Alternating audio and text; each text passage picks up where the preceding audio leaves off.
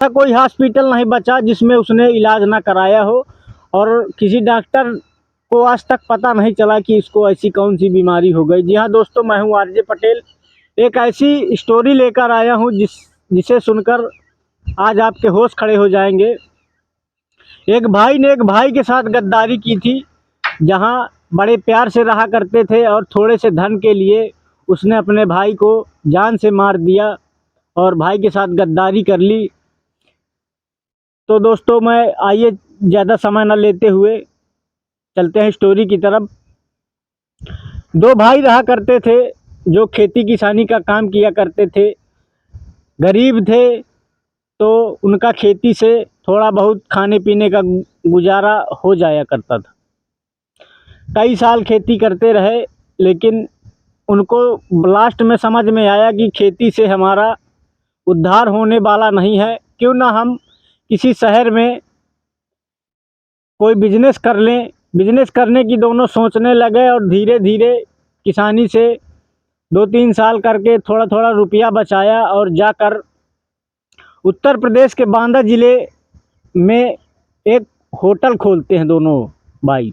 मतलब चाय नाश्ते का एक कार्नर लगाना शुरू कर देते हैं, और जो थोड़ा बहुत खेती थी उसमें किसानी भी करने लगते हैं और बिजनेस भी करना चालू कर देते हैं। धीरे धीरे उनका बिजनेस चलने लगता है और इतना फेमस हो जाता है कि दोनों भाई इतनी लगन से मेहनत करते हैं कि वो पूरे बांदा ज़िले के टॉप कारीगरों में से हो जाते हैं, और अच्छा खासा उनका यही समोसे चाय का बिजनेस हो जाता है और अच्छा खासा उनका नाम बिकने लगता है।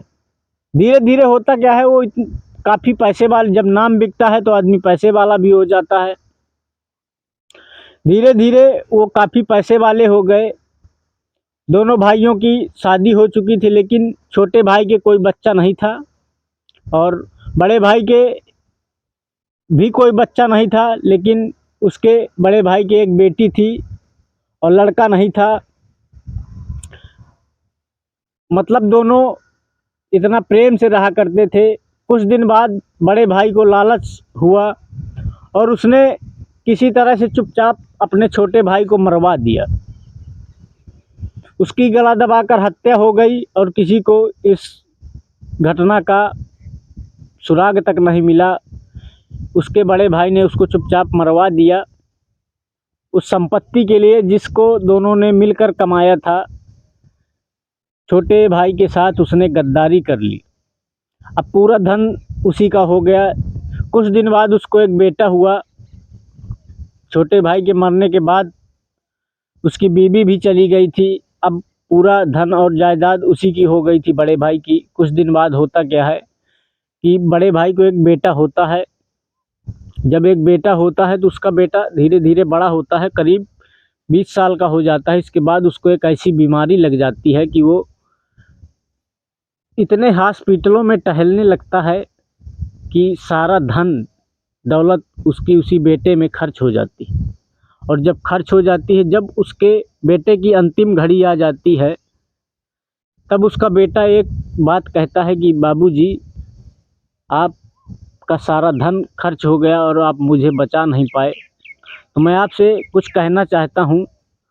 तो बेटा भी रोता है और बाप भी रोता है। कहता है, बेटा बोलो, जो तुम्हारी इच्छा हो बोलो। तो बेटा कहता है, पिताजी आप दुख ना करिएगा, क्योंकि